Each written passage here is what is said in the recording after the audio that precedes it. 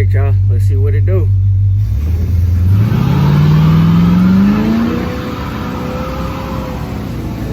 Let's go.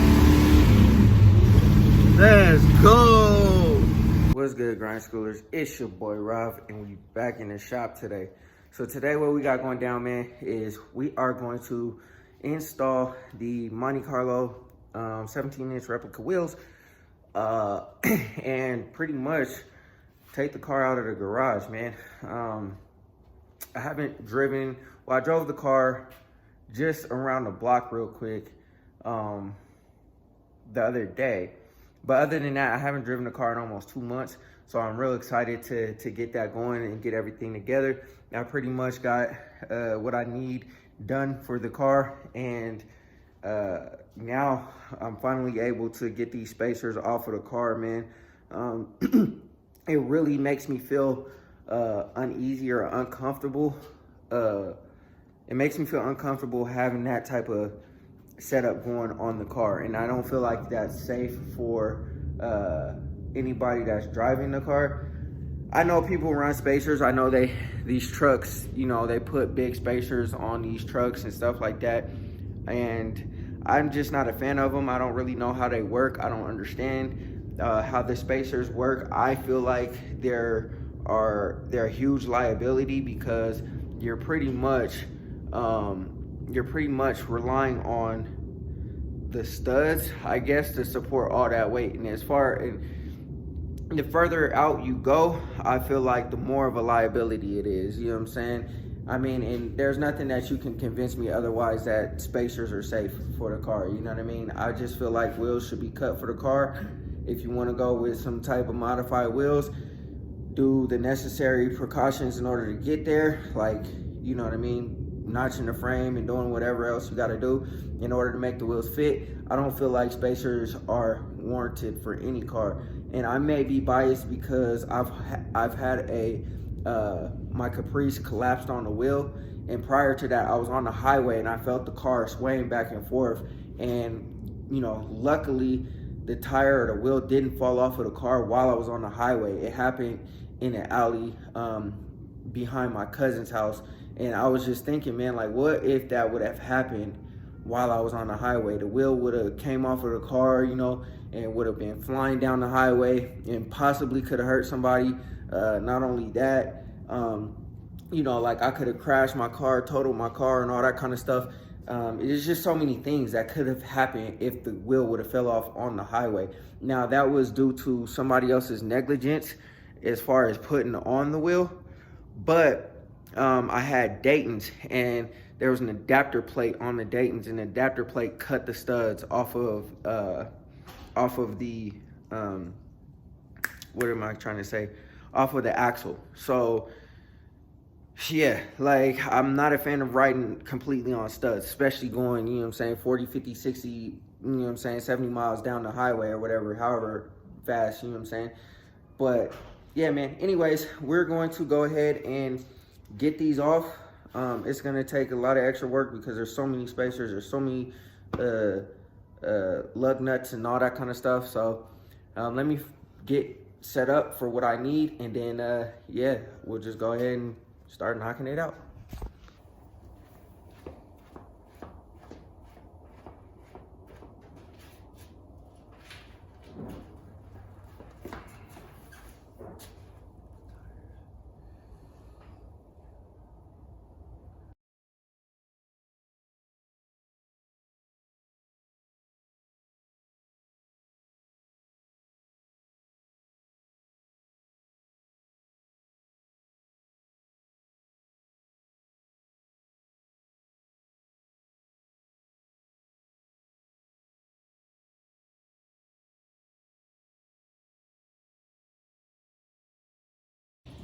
All right, y'all. Looks like we encountered our first dilemma. Now, it looks like all this stuff has been replaced, luckily. Like, the ball joints look good, at least on the front. The bottom one looks like it needs attention, or on the top. The top ball joint looks okay. Looks like all of the linkages have been replaced. Everything's just pretty dirty. But our first dilemma, man, I can't get this damn thing off of here. Like, I'm hitting it with the hammer. I might have to torch it, but I really hope that this is not gonna be the case on all the rest of them. I don't know why this is not coming off of here. Like I said, I hope it's not the case for all the rest of these spacers, because I really don't have the time, the energy to really be trying to investigate all this crap. So anyways, I don't know what to do, y'all. I mean, it also looks like the bearings have been replaced too, because this looks pretty new. Let me see if I could keep trying to hammer on it and see what I can, I guess, figure out. And then I guess we'll go from there after I either get it off or don't get it off. We might have to use some heat. Worst comes to worst, we take off the caliper. We just take off the whole rotor as a whole, and that's not gonna work either, man. Let me figure this out, and then we'll move on to the next wheel. All right, y'all. This is very quickly about to start becoming a how-to video on how to remove wheel spacers that are seized on. Oh man, this is annoying. Do not, man, I mean, whatever, yo. Do whatever you will with your own car, but I recommend not doing wheel spacers, yo. Just get wheels that fit the damn car. Get them cut for the car, whatever. It might be more pricey, but yo, this shit is a nightmare. If you were stuck on the side of the road somewhere, there's no way you would get this off. You would have to get it towed. And I know you guys can hear the frustration in my voice, but I've been heating it with the heat gun, hitting it with the hammers, doing whatever I can do. It's starting to come loose, but man, you can see I tore the spacer up. I was gonna try to sell these, but obviously this is trash now. I mean, this is stupid, y'all. I mean, you know, no knock to nobody that rocks wheel spacers, but this is ridiculous. I shouldn't have to go through this much work just to change some damn wheels. The back, I'm hoping, is not too bad because drum brakes don't get too hot. So I'm hoping that I don't have this issue with these. But, oh man, this is ridiculous. This is mad frustrating, yo. All I wanted to do was change the damn wheel. But anyways, nonetheless, man, we're getting to it. I'm gonna keep heating it up. So pretty much what I've been doing is, you know what I'm saying, like heating up the spacer, and I've been hitting it kind of like in a circular pattern, and it is starting to break free. You can see I got a little bit of a gap there, and for whatever reason, I don't know why it's not coming all the way off, because it's separated. It seems like enough to come off, but it's not coming off. So I'm gonna keep doing what I'm doing here, man. And then I'll put my screwdriver in there and try to pry it free. I do have my pry bar over there, but the screwdriver been working thus far, so we'll keep rocking with that. I almost got this off, so I'm gonna keep working on it, and then yeah, we should have this off hopefully within the next couple of minutes, and then, you know, we can go ahead and put the wheel on finally. All right, y'all, I finally got this stupid thing off. I guess it welds itself on there, and that's the reason why it's hard to get off. Whatever, it doesn't even matter, man. I'm massively frustrated because I came out here to just go ahead and throw these wheels on, and you know what I'm saying? I ain't gonna cry over spilled milk. I ain't gonna bitch on camera or whatever. It is what it is. We got that off. We had to use the heat gun, mallet, and a screwdriver in order to get it off. Once I heated it up, it came off pretty, I started to make a gap, and then I just started working the screwdriver back and forth on either side, and it started to fall off. So I hit it with the mallet a bunch, so that one is completely trash. So hopefully the ones on the back I can get rid of, and I don't have to tear them up. Man, I can only imagine if it was raining, I was on the side of the road, and I didn't have any cell service. Like, what the hell would I do, yo? Like, you know what I mean? It is what it is, man. But let me go ahead and put this wheel on and move on to the next one, and hopefully it's not as bad as this one. But you know, the way how that was rocking, I think it's going to be the same case, at least in the front. So let me go ahead and get this on, and then we'll move on to the next side. All right, y'all.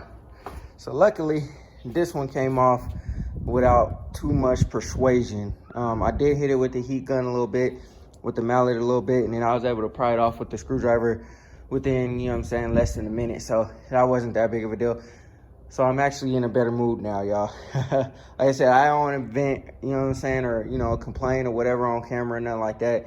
It is what it is. But, yo, that was massively frustrating. It was really frustrating because it just took me too long, longer than I anticipated. So let me go ahead and throw this wheel on, and then we'll move on to the back, and then hopefully we'll be able to pull the car out and see what everything looks like all together. All right, y'all, from this perspective, which one you rocking with? The stocks or the 22s that it came with? Y'all, I'm not a huge fan of smaller wheels, but these stocks look good, man. I ain't gonna lie to you. Monte Carlo stocks make the car look really, really good. So we got them on. We're taking the other ones off. I'm almost done. And then I'll probably try to pull this out the garage, man. We'll see what we got. And yeah, I mean, I was noticing there was a bunch of rubbing in the back too.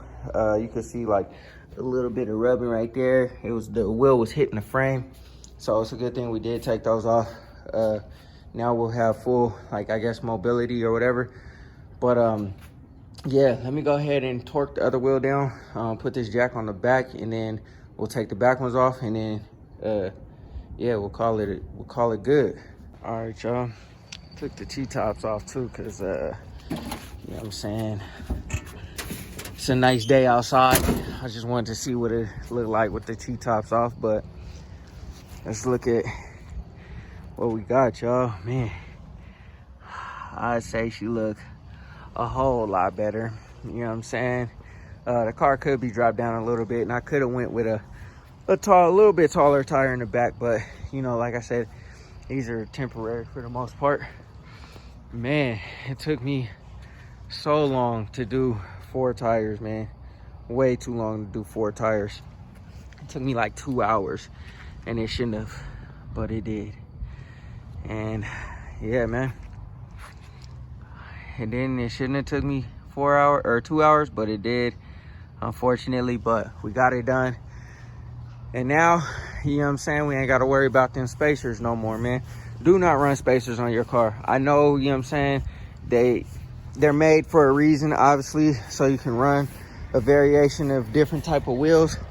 But that was a nightmare, y'all. That was a nightmare. And I was wrong about the back. I did actually have to heat up the back a little bit to get all that stuff taken care of too. And it didn't take that, it wasn't that difficult in the back, but you know, if you don't know how to take those off, man, it's gonna be a nightmare. Or if it's seized on, it's gonna be a nightmare to get them off. So, and you know what I'm saying, also too, you know, I don't feel like it's safe. I guess it is safe, you know, like I said, they make them for a reason, but you know what I'm saying, I don't feel like it's necessarily that safe. But yeah, man, I'm digging the new wheels. Looks like the wheels were rubbing up against the sway bar too, but I'm digging the new wheels, man. I'm gonna take the car around the block. I'm not gonna try to heat it up too much because I'm still not ready for all that, but man, look at her, y'all. All right, y'all. Y'all, the gears in this thing are actually pretty good, y'all. I just did a little burnout real quick. Nothing too crazy. I wasn't trying to make it all smoky, attract too much attention right now, and I'm not trying to heat up the car because not everything is copacetic like it need to be. But you know what I mean, we got this thing together, and boy does she look good, y'all. Wow, man. Let's go. As you can see, I don't know if you guys can see my tire marks right here, tire marks right there. I just hit the gas a little bit, you know what I'm saying, spun the tires a little bit. Yo, it does burnouts. So that's a good thing. I wish I could, you know, one of these days I'll, you know what I'm saying, set up the camera, have somebody film me doing it. But, you know, right now I was just trying to see if it would do it. I'm about to take the car back to the crib because, like I said, I ain't trying to heat it up. I just wanted to, you know, get it how it needs to get. And then now we'll just start knocking everything else. All right, y'all, let's see what it do.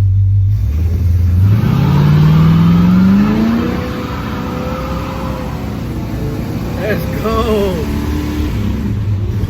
Let's go. All right, y'all, looks like we have a problem to investigate. There's oil all over the front of the motor. I don't know where it's coming from. I know it's leaking over there from that filter, but I don't know why it's leaking down here. I don't know, whatever. I don't even really care, to be honest, right now. I'm just happy that, you know what I'm saying, like I could do burnouts now. I'm not going to kill the tires because, you know what I'm saying, like they're brand new and I ain't trying to, you know, burn them up or nothing like that. Even though it probably wouldn't even matter because, like I said, these are only temporary, but I ain't gonna kill them too crazy.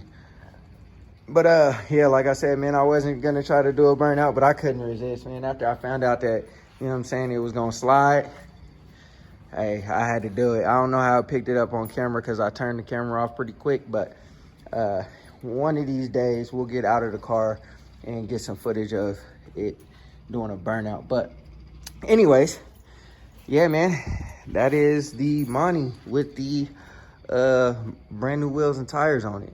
I know it's just stock, whatever for now, but it is what it is, man. I want to focus on so many other things that need to be addressed first, but this motor sounds like it runs pretty good. The transmission is shifting okay. It sounds like it's shifting a little bit late, but, or feels like it's shifting a little bit late, but I don't know. So now we just got to investigate this leak. I don't know where it's coming from, just whatever, have to find that out. And then after that, man, we should be good. Still got a coolant line, or not coolant line. I still want to do the hard line for the fuel, but other than that, man, we cold for y'all. So yeah, jump down in the comment section, man, and let me know what y'all think of the brand new wheels and tires. Like I said, I know they're stock, but it is what it is, man. We making it work in here, so whew, I'm glad that's over. That was a nightmare to tackle, but we got it done. That's gonna be it for this video, man. I hope y'all enjoyed it as much as I did. And, you know, I'm ecstatic, y'all. I haven't done a burnout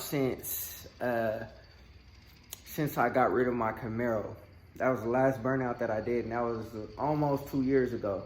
So now that I got, you know what I'm saying, shawty will slide for me, you know what I mean? Like, it'll be all good. The Elco doesn't do that because, you know what I'm saying, the rear end is probably like, it's stock 242s, or not 242s, what's the gear ratio? I don't know what the stock 7.5 is, but it does spin stock tires, so it will spin these, but it won't spin the rims. And so that's why I need to get a better gear ratio or whatever in the El Camino in order for it to slide, because the El Camino is definitely faster than this Monte Carlo for sure, like not even close. So I feel like the Monte Carlo will take off a little bit faster just because of the gears, but as far as like on the top end, the Elco probably got it. But anyways, man, I'm not gonna, you know what I'm saying, stall y'all out. I know this was probably a long drawn out video. It wasn't supposed to be. I just ran into some issues, you know what I'm saying? It happens when working on these cars and whatnot, but yeah, man, I hope y'all enjoyed it. Go ahead, hit that like button, hit that subscribe button, hit that bell notification so you get a notification every single time we drop another video. Always remember, work hard so you can live free.